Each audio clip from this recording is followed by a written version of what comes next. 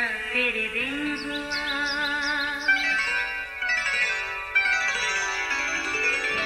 नया फिर दिन हुआ, पुरानी रात का करे सो शुक्र हम खुदा की जात का, खुदा की जात का नया फिर दिन हुआ। आज की आयत, क्योंकि उसी में सब चीज़ें पैदा की गईं, आसमान की हों या ज़मीन की, देखी हों या अनदेखी, सब चीज़ें उसी के वसीला से और उसी के वास्ते पैदा हुईं। कुलसियों पहला बाब 16वीं आयत। अजीज़ों, एक मरतबा एक आदमी पहाड़ों में राह से भटक गया। काफ़ी देर तन्हा वो इधर उधर घूमता रहा। वो अजीब उलझन का शिकार था। ना तो कोई उसको रास्ता दिखाई दे रहा था और ना कोई ऐसा आदमी जो उसे गाइड कर सके। सख्त मायूसी की हालत में आखिरकार उसे एक शख्स नजर आ ही गया। उसने उससे अपने कैंप का रास्ता पूछा।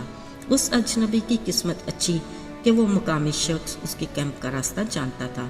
उसने बताया कि वो यहाँ से तो अपनी मतलूबा जगह तक नहीं पहुँच सकता। सो वो बोला, जनाब, आपको पहाड़ की दूसरी तरफ से होकर जाना पड़ेगा, वहीं से आपके कैंप का रास्ता शुरू होगा। अजीज़ों, इसी तरह अगर हम अपनी ज़ात को मरकज़ बनाकर शुरू करेंगे तो हम अपनी ज़िंदगी के मकसद तक नहीं पहुंच सकते। हमें हर हाल में अपने खालिक खुदा से ही शुरू करना है। अगर हम इस दुनिया में हैं तो फ़कत उसकी बदौलत हैं। याद रहे, हमें खुदा ने तख्लीक किया और तख्लीक भी अपने लिए ही किया।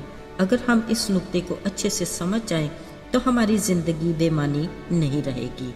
अजीज़ों, फ़कत खालिक खुदा के ही वसीले से हम अपनी असलियत, अपने आगाज़, अपनी शनाख्त और ज़िंदगी के मकसद को जान सकेंगे। खालिक की निगाह में अहमियत का अंदाज़ा भी हमें तभी होगा। याद रहे, दूसरा हर रास्ता आगे से बंद मिलेगा। अजीज़ों, दुनिया में तरह तरह की मशीनें ईजाद की जाती हैं।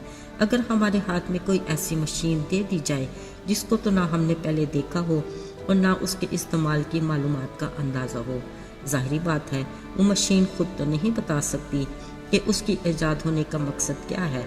सिर्फ उसका मूजद या उसका तरीक़ा इस्तेमाल किताबचा ही उसके मकसद को ज़ाहिर कर सकता है। अजीज़ों, बिल्कुल इसी तरह हमें तख्लीक करने वाला खालिक खुदा ही हमारी तख्लीक का मतलब बता सकता है, या वो किताबचा जिसमें हमारी ज़िंदगी के मकसद को पूरा करने का तरीक़ेकार लिखा है, यानी खुदा का ज़िंदा कलाम बाइबल मुक़द्दस। याद रहे, हमारी ज़िंदगी का वजूद कोई मामूली चीज़ नहीं, ये खालिक खुदा की बड़ी अमानत है। खुदा का कलाम वाज़े अल्फाज में कहता है कि यीशु मसीह में सब चीज़ें पैदा की गईं, आसमान की हों या ज़मीन की, देखी हो या अनदेखी, सब चीज़ें उसी के वसीला से और उसी के वास्ते पैदा हुई। अजीज़ों, यकीन कीजिए, हमारी ज़िंदगी का मकसद हमारी ख्वाहिश, हमारे दिल के सुकून और खुशी से कहीं बड़ा है।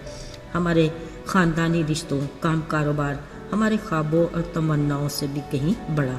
ज़िंदगी के मकसद के बड़े भेद को जानने के लिए हमें खालिक खुदा से ही शुरू करना है और खालिक खुदा पर ही इख्तिताम करना है, बिल्कुल उस दायरे की मानद जो एक नुक्ते से शुरू होगा और उसका इख्तिताम भी उसी नुक्ते पर होगा।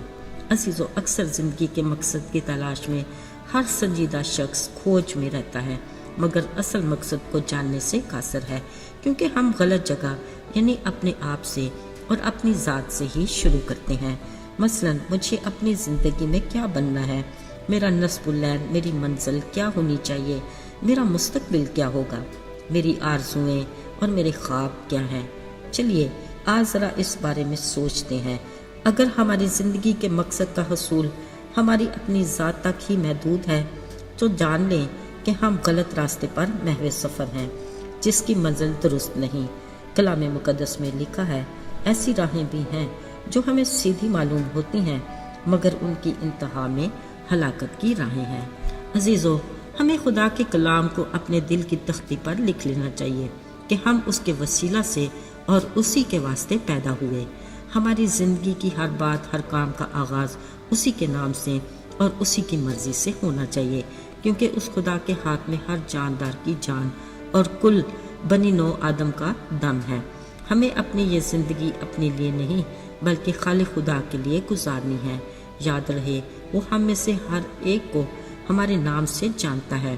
التجا ہے کہ وہ ہمیں توفیق دے کہ لوگ ہماری باتوں اور ہمارے کاموں سے اس قادر مطلق خدا کے نام کو بھی جانیں۔ آئیے دعا کریں۔ اے زندہ جلالی آسمانی باپ، آج ہم تیرے حضور صرف شکر گزاری کرنا چاہتے ہیں۔ تو نے ہمیں وہ سب کچھ دیا جس کے ہم حقدار بھی نہیں تھے۔ یہ تیرا بڑا فضل ہے، آج کچھ اور نہیں۔ ہمارے باپ، ہمیں صرف تو ہی تو چاہیے۔ ہماری دلی شکر گزاری کو قبول کر، یسوع کے مبارک اور جلالی نام میں، آمین۔